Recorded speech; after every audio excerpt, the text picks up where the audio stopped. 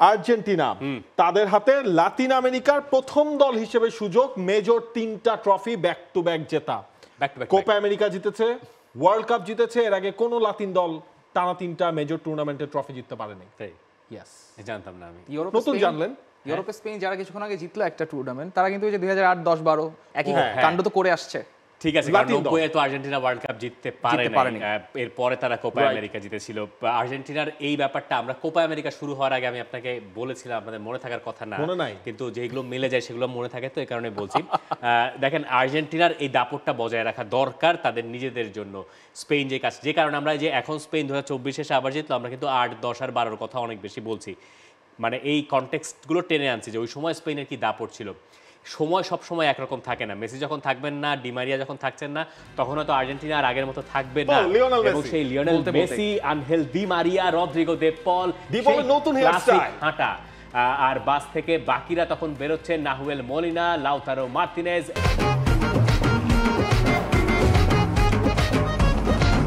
Alexis MacAllister, সবাই পৌঁছে গেছেন ফ্লোরিডা মায়ামির হার্ড রক স্টেডিয়ামে, যেখানে ঠিক বাংলাদেশ সময় সকাল 6টায় শুরু হবে কোপা আমেরিকার ফাইনাল। হাতে সেই মাতেটা সবার হাতেই দেখা যাচ্ছে অলমোস্ট, যে মাতেটা খেয়ে তারা মোটামুটি রিল্যাক্স থাকবেন, যেটাকে আপনারা চ্যাম্পিয়ন্স অরা বলতেই পারেন।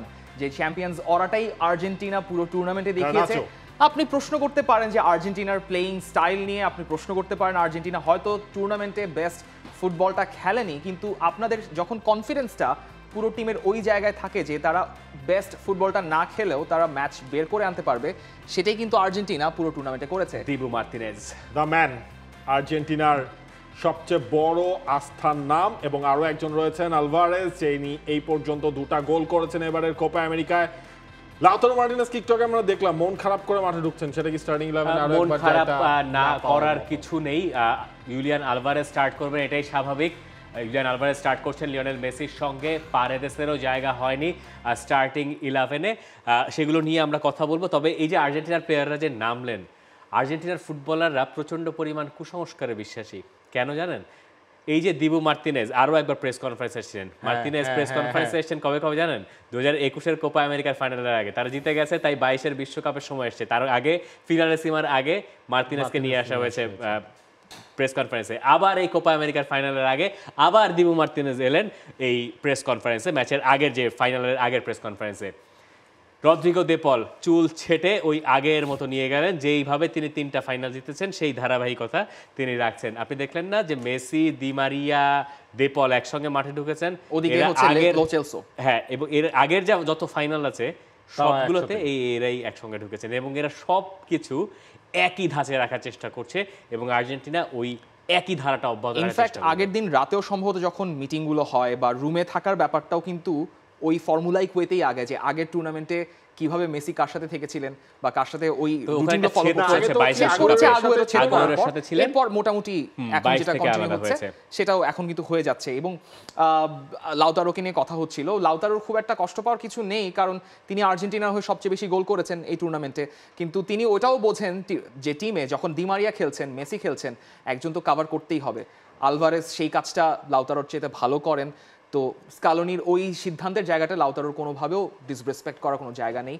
It's a team, it's a champion. এটা একটা সুইট কম্পিটিশনই আসলে আর্জেন্টিনা দলের মধ্যে রয়েছে, এবং আমরা যদি ওভারঅল দেখি তবে আর্জেন্টিনার যতটা সহজে তারা ধরেন, সহজ মিন্স হচ্ছে অন্যান্য প্রতিপক্ষের কথা যদি আমরা চিন্তা করি, ততটা সহজ কিন্তু ফাইনালটা হবে না, কারণ কলম্বিয়া তারাও আর্জেন্টিনার মতো আনবিটেন, এবং কলম্বিয়াও সবচেয়ে বেশি আর্জেন্টিনার থেকে বেশি গোল আসলে এবারের কোপা আমেরিকায় করেছে। আপনি কি মিন করছেন যে আর্জেন্টিনা এই কোপায় ইউরোতে যেমন ইংল্যান্ড ফাইনালে উঠেছে সেভাবে Argentina England not like that, but Colombia যতটা হার্ড ফেস পার করে এসেছে, আমরা বলছিলাম যে অন্য পাশে আর্জেন্টিনার ব্র্যাকেটটা তুলনামূলক একটু আসলে সহজ হয়েছিল। এখন তার বিপরীতে আপনি বলতে পারেন আপনার সামনে যারা আছে আপনি তাদেরকে ছাড়া আর কাকে হারাবেন, এবং এখন তাদেরকে সবচেয়ে বড় কঠিন পরীক্ষার মুখোমুখি হতে হবে লুইস দিয়াজ, হামেস রদ্রিগেজদের কলম্বিয়া। লুইস দিয়াজ আগের বার টুর্নামেন্টে টপ স্কোরার হয়েছিলেন লিওনেল মেসির সঙ্গে, কর্দোবা স্ট্রাইকার, তার ওপরেও আলাদা করে নজর থাকছে এই ম্যাচে, এবং কলম্বিয়ার এই দলটা এই টুর্নামেন্টে অনেকের মতে সবচেয়ে ভালো ফুটবলটা খেলেছে। এখন তাদের প্রতিপক্ষ বিশ্বের সেরা দল দক্ষিণ আমেরিকার চ্যাম্পিয়ন কলম্বিয়া নেস্তর লরেনজো, আর্জেন্টাইন কোচ। যাই হোক নাই হোক একজন আর্জেন্টাইন কোচই আজ দিন শেষে ম্যাচ শেষে হাসবেন। এই ভদ্রলোকের ছোঁয়ায় পাল্টে গেছে কলম্বিয়ার ফুটবল। তারা শেষ 28 ম্যাচ অপরাজিত। আনন্দ, আপনি কিছু একটা বলতে চেয়েছিলেন নেস্তর লরেনজোকে নিয়ে। নেস্তর লরেনজো হোজে পেকারম্যানের সহকারী ছিলেন অনেকদিন আর্জেন্টিনা দলেও কলম্বিয়া দলেও। তাকে সম্ভবত ইংলিশ প্রিমিয়ার লিগে ডাকা হয়েছিল একবার একটা কোচের টিমের দায়িত্ব নেওয়ার জন্য। তিনি তখন স্ট্রেইট মানা করে দিয়েছিলেন যে কলম্বিয়া দলে তার অনেক কিছু দেওয়ার আছে, তিনি সেটা পূরণ করতে চান বলে তিনি ইংলিশ প্রিমিয়ার লিগে যাননি, এবং তিনি আসলে প্রমাণ করে দিচ্ছেন। তিনি একটা কোপা আমেরিকার ফাইনালে নিয়ে গেলেন 2001 সালের পর প্রথমবারের মতো। এবং খুবই ইন্টারেস্টিং ব্যাপার হচ্ছে 55 বছর বয়স পর্যন্ত ভদ্রলোক কখনোই কোনো হেড কোচের দায়িত্ব পালন করেন নাই। এই দলটায় যথেষ্ট এক্সপিরিয়েন্স আছে কলম্বিয়ার দলটায়। এই যে ইয়েরি মিনা অথবা ডেভিড অসপিনা এরা সবাই সাইড বেঞ্চে থাকেন এবং এরা এক্সপিরিয়েন্স ফুটবল। কারণ হচ্ছে কি আপনার নেস্তর লরেনজো অলমোস্ট একটা সেট লাইন আপ তিনি ম্যানেজ করে ফেলেছেন, যাদেরকে আসলে রেগুলারলি দেখা যাচ্ছে। সেই লাইন আপের প্লেয়ারদেরকে আমরা দেখছি লুইস দিয়াস, কর্দোভা, মোহিকা, রিওস, সবাই আসলে সেই মোমেন্টামটা তারা রয়েছে। এবং একটা জিনিস আপনি খেয়াল করেন, কলম্বিয়ার জন্য কিন্তু এটা একটা মানে ইতিহাস হয়ে গেছে অলরেডি। হামেস রড্রিগেজ তিনি এই ইতিহাস গড়ার মহানায়ক হয়ে গেছেন। এরই মাঝে কলম্বিয়ায় সাধারণ ছুটি ঘোষণা করা হয়েছে ফাইনালের জন্য, এবং সেটা জিতলে যে সেটা কোন পর্যায়ে যাবে, কারণ এই দলটা 2001-এর পর আর কখনো কোপা আমেরিকার ফাইনালে তারা ওঠে নাই, শিরোপা ওই একবারেই। এবং হামেস রদ্রিগেজ আগের যখন সেমিফাইনাল ম্যাচটা শেষ হলো উরুগুয়ের সঙ্গে, তারা যখন জিতলো 1-0-তে, হামেস রদ্রিগেজ মাঠের মাঝখানে গেলেন, দুহাত উঁচিয়ে তিনি শুয়ে পড়লেন এবং তাকে ঘিরে সবাই উদযাপন শুরু করলেন। লিওনেল মেসি 22-এর বিশ্বকাপটা যখন জিতলেন, পুরো আর্জেন্টিনা টিম যেমন তাকে কেন্দ্র করে উদযাপন শুরু করেছিল, হামেস রদ্রিগেজ হচ্ছেন কলম্বিয়ার সেই ক্যারেক্টারটা যাকে ঘিরে কলম্বিয়ার উদযাপনটা শুরু হয়েছে এবং যাকে ঘিরে কলম্বিয়া স্বপ্ন দেখছে। এবং দেখেন এই হামেস, ধরেন এই কলম্বিয়ার এই দলটাকে যদি আমরা মানে একটা গোল্ডেন জেনারেশনও বলি, সেই গোল্ডেন জেনারেশনটা যেখান থেকে শুরু হয়েছিল সে হামেস রড্রিগেজে কিন্তু শুরু করেছিলেন। মাঝখানে হারিয়ে গিয়েছিলেন, এবারের কোপা আমেরিকা দিয়ে তিনি একদম আবার তার দলকে লাইমলাইটে আনলেন, নিজেও আসলে লাইমলাইটে চলে আসছেন। স্টোরিটাকে আপনি অনেকটা লিওনেল মেসির স্টোরির সাথে মিলালেও মিলাতে পারেন, ওভাবে হয়তো মিলবে না, কিন্তু কোনো না কোনো একটা জায়গা থেকে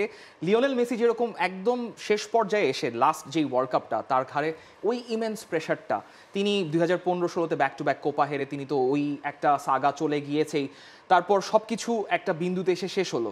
হামেস রড্রিগেজের জন্য যেটা শুরু হয়েছিল 2014 ওয়ার্ল্ড কাপে, কলম্বিয়া আই থিঙ্ক তাদের ওই কোপা আমেরিকা জেতা ছাড়া সম্ভবত তাদের সবচেয়ে বড় অ্যাচিভমেন্ট হচ্ছে কোয়ার্টার ফাইনাল পর্যন্ত খেলা 2014-তে। সে সময় কিন্তু নেস্তর লরেনজো ওই সহকারী কোচের দায়িত্বে ছিলেন সম্ভবত। এরপর হামেস রড্রিগেজ তার একটা বড় ক্যারিয়ার মুভ হলো, তিনি রিয়াল মাদ্রিদে আসলেন, রিয়াল মাদ্রিদে একটা সিজন খুব ভালো করলেন, তারপর পড়তিটা শুরু হলো। তিনি লিওনেল মেসির যেরকম একটা পড়তি ছিল 15-16-র দিকে, তার একটা পড়তি হলো তারপর থেকে। লিওনেল মেসির ওটা পড়তি ছিল না ঠিক, ওটা আর্জেন্টিনা দলে ধারাবাহিকভাবে ভাগ্য খারাপ গেলে যা হয়েছে ঠিক তাই ঘটেছিল ওই সময়। কিন্তু এরপরে আমি যদি হামেস রদ্রিগেজের দলটা নিয়ে কথা বলবো, আমরা সেটা হামেস রদ্রিগেজ নিয়ে, কারণ তার আগে আমরা আর্জেন্টিনার স্টার্টিং ইলেভেনটা দেখে নিতে চাই। গোলবারের নিচে কে আছে চমক চমক, Emiliano Martinez.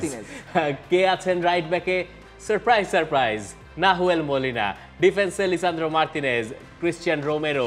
Left back Tagliafico. মিডফিল্ডে এনজো ফার্নান্দেজ, অ্যালেক্সিস ম্যাকঅ্যালিস্টার এবং একই সঙ্গে আছেন Rodrigo De Paul, Di Maria, Alvarez, Lionel Messi. As expected starting 11টাই আর্জেন্টিনা তারা মাঠে নামিয়েছে। শঙ্কা কিছুটা আসলে ছিল ডি মারিয়া তিনি স্টার্ট করবেন কিনা। অবশ্য ডি মারিয়ারই তো ওয়ান লাস্ট ড্যান্স আজকেই শেষ হচ্ছে, ডি মারিয়ার আন্তর্জাতিক ক্যারিয়ার, এবং তাকে আসলে সেই সুযোগটা দেয়া হচ্ছে। ডিজার্ভও করেন, এমন না হচ্ছে কি তার শেষ ম্যাচ দেখে তাকে স্কালোনি আসলে ফার্স্ট 11-এ জায়গা দিয়েছে। ডি মারিয়া হচ্ছেন দ্য ফাইনাল ডি মারিয়া। কলম্বিয়ার স্টার্টিং লাইনআপ সেটাও আসলে আমরা দেখে নিচ্ছি, সেখানেও খুব বেশি পরিবর্তন নেই। Vargas, Arias, Sanchez, Cuesta, Mojica, Rios, Lerma. Arias দুজন রয়েছেন, একজন মিডফিল্ডার, একজন defender, James Rodriguez, Luis Diaz এবং কর্দোবা। এই দলটায় আরিয়াস যিনি রাইট ব্যাকের পজিশনটায় খেলছেন সাসপেন্ডেড মুনিয়সের জায়গায়, লেফট ব্যাক মোহিকা দারুণ কার্যকরী, কিন্তু তাদের সবচেয়ে বড় শক্তি আমার কাছে মনে হয় মিডফিল্ডার লার্মা, রিওস এবং আরেকজনকে আরিয়াস। এই তিনজনের যে মিডফিল্ডটা, এইটা মানে যে কোনো দলকে ভোগাতে পারে। এবং সামনে যদি আপনি হিসাব করেন হামেস রদ্রিগেজ, তাকে সামনে রেখে একদিকে কর্দোবা এবং আরেকদিকে হচ্ছে আপনার লুইস দিয়াজ। এই দলটার ফরওয়ার্ড লাইন সেটাও একটা মারাত্মক ধারালো ফরওয়ার্ড। ওই মিডফিল্ড এবং ফরওয়ার্ড দুটো লাইনকে মিলালেই আসলে মানে এমন একটা ভয়াবহ টিম আপনি দেখবেন, সেটা মানে এখানে না হয় কোপা আমেরিকা নিয়ে কথা হচ্ছে, কিন্তু এই কলম্বিয়া টিমটা পুরো ওয়ার্ল্ডের যে কোনো একটা টিমকে ভয়াবহ চ্যালেঞ্জের মুখে ফেলে দিতে পারে। এবং ওই উইনিং স্ট্রিকটা নিয়ে তো আমরা কথা বলবোই, 28 ম্যাচেস যেখানে তারা জার্মানিকে হারিয়েছে, এই সদ্য ইউরো চ্যাম্পিয়ন স্পেনকে তারা হারিয়েছে। মানে ইটস আ ব্রিলিয়েন্ট টিম যেটা এই লরেন্জো নেস্টর অর্কেস্ট্রেট করেছেন। এই যে এমিলিয়ানো মার্তিনেজ এবং অসপিনারা যে বেরোচ্ছেন যে জায়গাটা দিয়ে, এই জায়গাটা দেখলে যতবার আমি এবার কোপা আমেরিকায় দেখেছি তারা এইভাবে বেরোচ্ছে, আমার মনে হয় WWE দেখছি।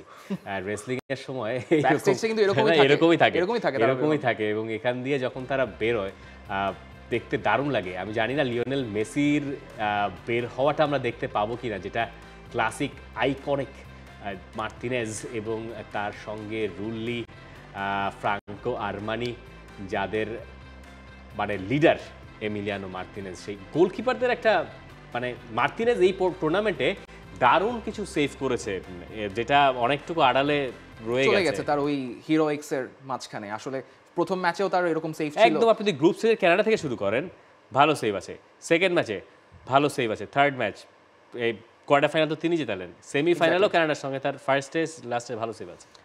For more updates, subscribe to our YouTube channel and click on the bell icon. Follow us on Facebook and Instagram. Download T-Sports app to enjoy exciting games and highlights. Visit tsports.com.